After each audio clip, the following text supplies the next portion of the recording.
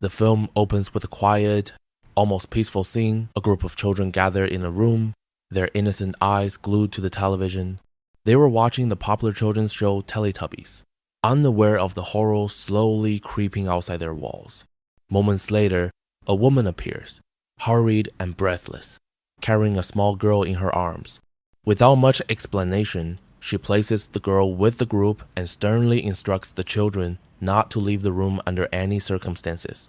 She turns and leaves abruptly, but the sounds outside begin to intensify, glass shattering.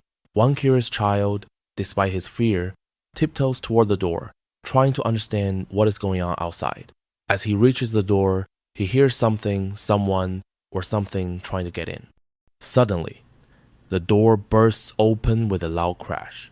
A terrifying, infected person, a zombie, barges inside. The children scream. Panic grips them. The infected creature begins to attack. Chaos erupts in the room. In the midst of the madness, the boy spots his mother outside. With hope in his heart, he runs toward her, but just as she sees the zombie, she quickly shuts the door to protect him. There's no time to explain. The boy, crushed and confused, he runs through the house, stumbles, falls, gets up again breathless, terrified, and determined. Finally, he arrives at an old, quiet church. His dad, standing tall in priest robes, waits calmly at the altar.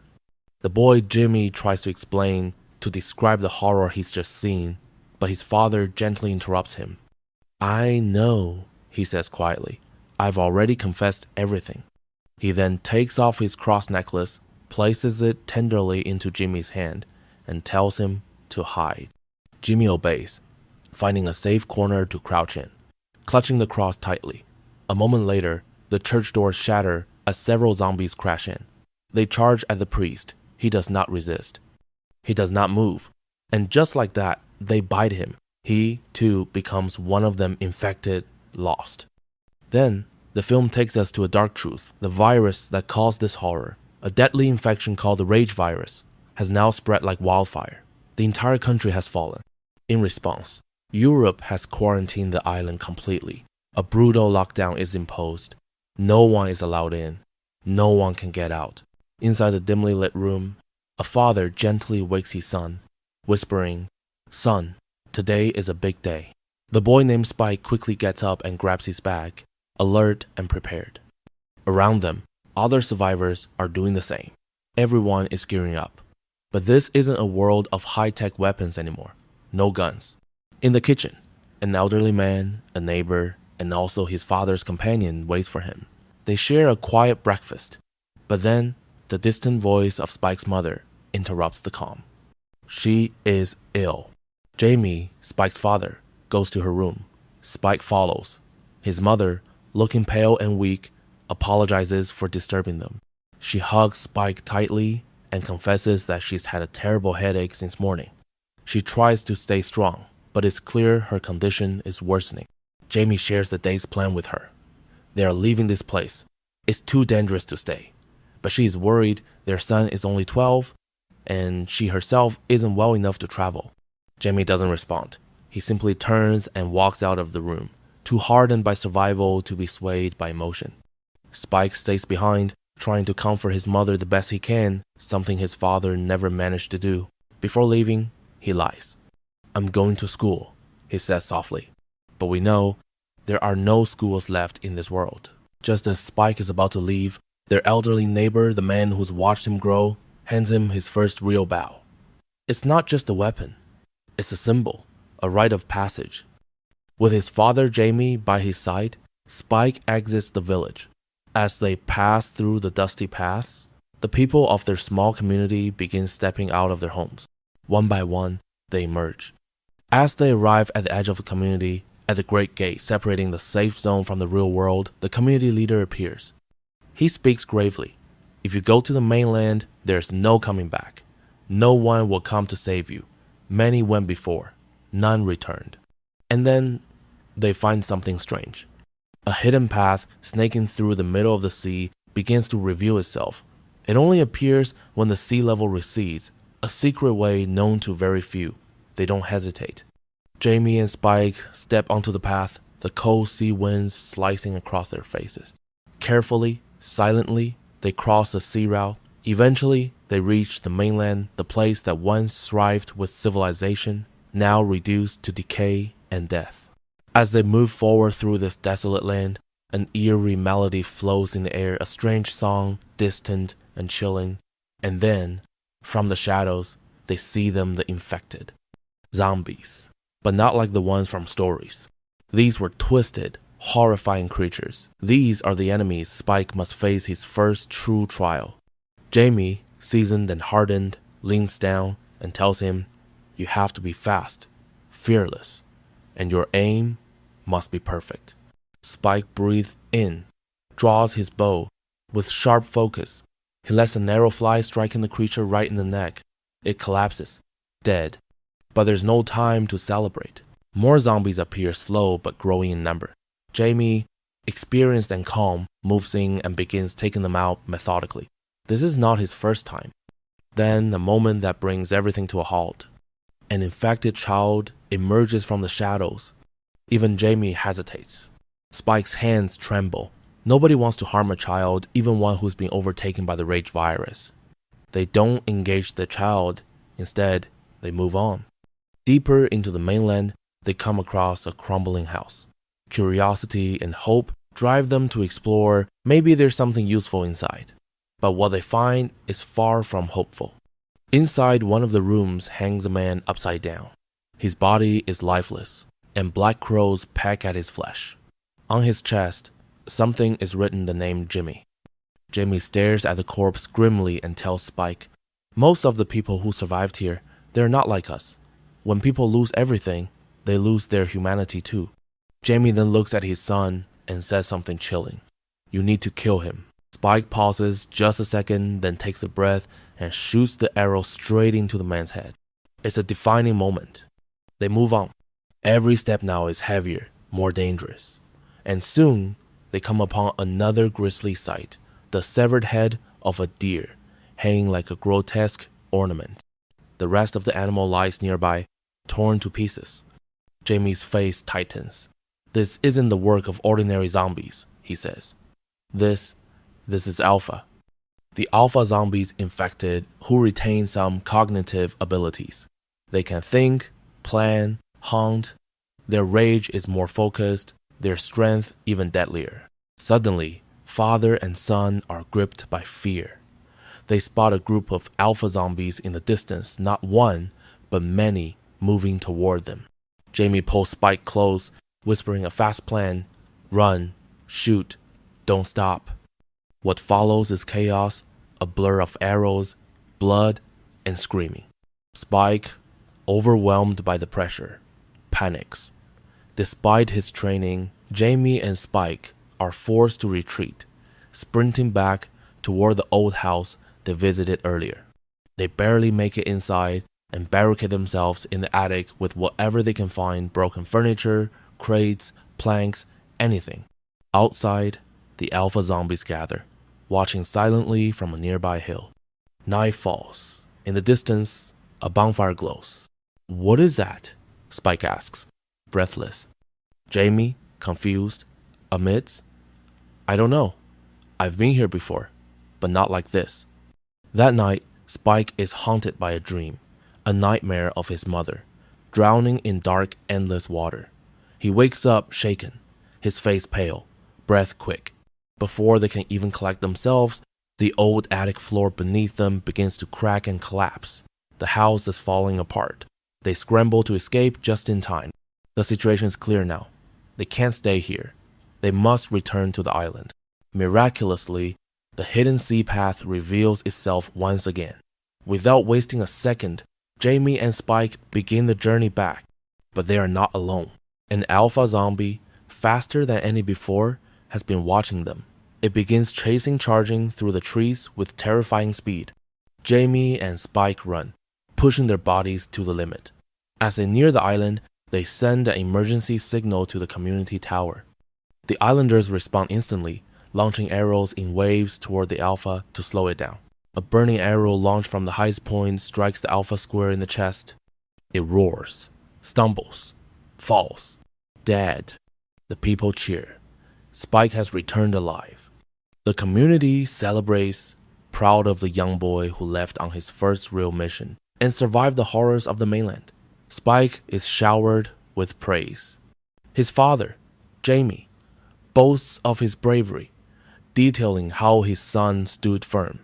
But in the midst of this joy, Spike sees something that shatters him. In the distance, he notices his father quietly walking away with another woman. The smile fades from his face. He turns and walks back home, alone, his heart heavy and confused. When he arrives, his old neighbor, the one who gave him the bow, is already waiting for him. Instantly senses something is wrong. One look at Spike's face, and he knows. He gently urges Spike to speak. Spike, his voice heavy with emotion, finally opens up. He confesses the truth he's been carrying alone, that his mother isn't getting better. In fact, she's getting worse every day. Hearing this, the neighbor takes a deep breath and then tells Spike something unexpected. There was once a doctor, he says, a man known for his brilliance, a healer, maybe even a miracle worker. If anyone could help your mother, it was him. But the story doesn't end there. That doctor vanished years ago. He isolated himself, broke all contact with the world, and was never seen again. Then Spike mentions something, the bonfire, the one he saw burning during his time on the mainland. And with that, a flicker of hope ignites in Spike's heart. But the next morning, that hope collides with fury. Jamie, Spike's father, stumbles home in a drunken state. And for the first time, Spike explodes. The boy who had always stayed silent finally lets it all out. He confronts Jamie. "You're cheating on Mom," he shouts, his voice cracking. "I saw you with that woman. You've been lying and you knew the doctor was alive." Jamie doesn't deny it.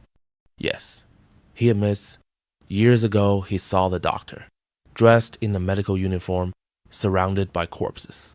It looked like some strange experiment. The sight was so disturbing, so unnatural that Jamie vowed never to return there. But for Spike, there is no choice anymore. That same day, Spike begins to plan his escape. To get past the guarded gates, he creates a distraction, a massive fire, tearing through parts of the community, sending the people into chaos. Smoke fills the air. With his mother by his side, Spike flees the island, making his way back to the mainland. But the journey is brutal. His mother, weak and fading, panics when she realizes where they are. Spike holds her hand tightly, gently assuring her that everything will be okay. He just wants her to get better. He believes in one thing alone now, the doctor. As night falls, they stop to rest. Spike drifts into a deep, exhausted sleep. But something slithers in the shadows. A massive, oversized zombie moving low to the ground, almost like a serpent, creeps silently towards Spike. Just as he's about to strike, his mother, sick and fragile, finds the strength to protect her son. She launches herself at the creature and kills it, saving Spike's life in a moment of pure instinct. Meanwhile, elsewhere on the mainland, chaos reigns. A group of soldiers is under attack, hunted by a newly evolved alpha zombie. The infected storm them like beasts. The soldiers fall one by one, brutally devoured, until only one bloodied and barely breathing is left alive. And then, another chilling revelation. Among the infected is a zombie woman, and she's pregnant. Back with Spike and his mother, their journey continues harsh, uncertain, and dangerous. Her illness deepens. Her mind begins to drift into memories, back to simpler times before the outbreak. She reflects quietly, lost in moments that once brought her joy. Suddenly, Spike spots a strange zombie from afar, crawling awkwardly like a dragon. Without hesitation, he fires an arrow and takes it down. But the noise alerts other infected in the area. Within seconds, a horde is chasing them. Desperate to escape, Spike and his mom find an abandoned gas station. It's old and filled with fumes, thick, suffocating, and flammable. And then, the zombies begin breaking in. Just as all hope seems lost, a soldier appears.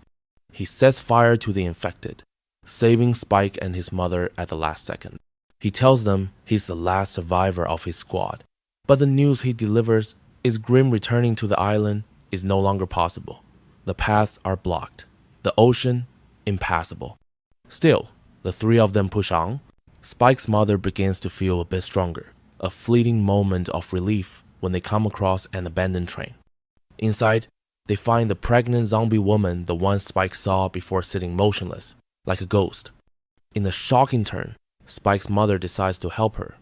The baby is born healthy, human, but the moment of compassion turns to horror.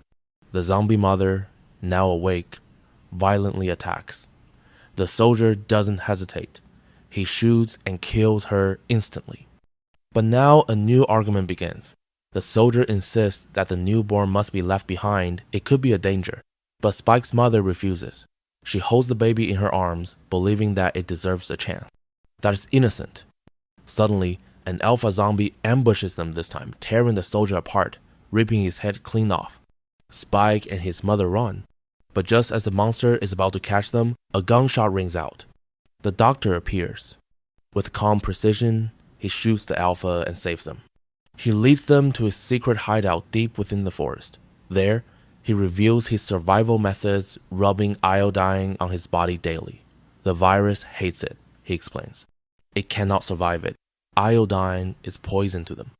He gives Spike the soldier's skull and instructs him to place it in a strange pyramid with others, a memorial of sorts.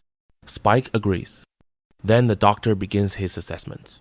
He examines the baby first, and to everyone's amazement confirms that the child is not infected. He is thrilled, fascinated by this discovery. But the atmosphere shifts when he checks Spike's mother. His expression darkens. Silence stretches. Then finally, he speaks. The truth crushes every ounce of hope. She is dying. Not from the virus, but from cancer. A rare, aggressive form that started in her brain and has now spread throughout her body.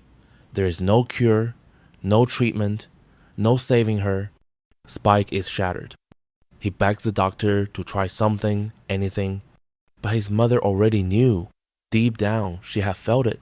She accepts it with grace. I won't run from death, she says, because it comes for us all. To spare Spike the trauma, the doctor sedates him a soft injection so he won't have to watch her final moments. When Spike finally wakes up, it's over. But the doctor doesn't leave him empty-handed. He gives Spike his mother's skull, and in a quiet, solemn moment, Spike walks to the pyramid and places her skull among the others, a final act of love, a farewell. But danger isn't done. The monstrous alpha zombie returns wild and uncontrollable, lunging for the doctor. Spike steps in. Using the doctor's special injection, he takes the beast down, saving the man who saved him. The doctor meets his eyes. It's time to move on. They leave together, Spike, the doctor, and the baby. Back near the island, Spike leaves the baby at the edge of the community. Alongside the child is a note, a farewell, and a name. The people welcome the baby with warmth and give her the name of her mother. Jamie, Spike's father, tries to reach him, but the sea is wild, the waves too high. He cannot cross. Later, Spike, now alone, fishes silently by the water. But nothing stays quiet for long. An infected approaches him, creeping from the shadows. Spike, now stronger than ever, kills it without hesitation. But more begin to surround him. And just when it seems he may be overwhelmed, a figure emerges. It's Jimmy, the same boy from the beginning of the story, now grown, a hardened survivor and leader of his own community. Jimmy smiles and walks towards Spike. You survived, he says. He extends an offer to join his community, to fight alongside them. Spike, without hesitation, accepts. And together, they step forward toward their next mission. And with that, the film comes to an end. Thank you for watching.